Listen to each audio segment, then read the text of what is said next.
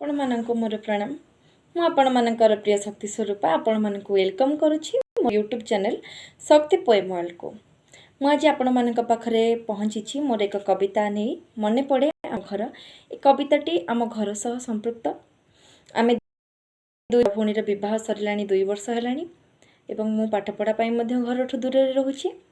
तेबे आमे दुणी दूर थाई आमे समस्त परिवार को केमिति भेटुछु काहींकि मने पकाउ केते मात्रा रे मने पकाउछु से सब को नहीं आज थिला मोर आज अछि मोर कविता। तेबे आसंत शुणिबा कविताटी शेष जाए कविता को निश्चय शुणिबे। जदि भल लगे गोटे लेखा लाइक निश्चय मध्य करिवे।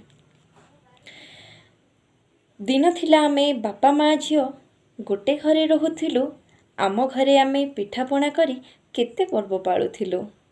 बापा माँ झियो 4 जण आमे बापा माँ झियो 4 जण आमे सांग भली मिसुथिलु।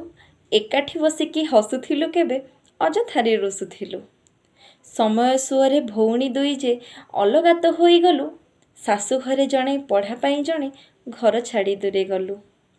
हतभागी दुई भाबुअछु आमे हतभागी दुई भाबुअछु आमे झियो जन्म काहे नेलु। बापा बोऊ घर खुशी छाड़ी बाधी आमे तो अलगा हेलु।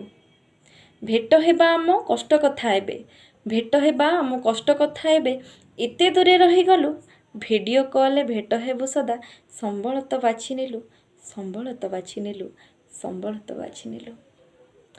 कौन आपण माने भी दूर रही परिवार को केवल वीडियो कॉल रे भेटुचंती? जदि आपण मानकर एमिति किछि कहानी अछि तेबे मतामत रे निश्चय शुणांतु।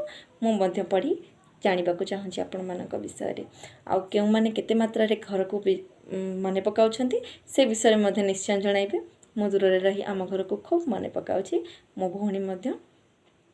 तेणु कविताटी आपको केमिति लागिला मतामत रे निश्चय जणाइबे। जदि भल लगे तेबे निश्चय शेयर करिवे आ अन्य मानक मध्य सुनाइबे।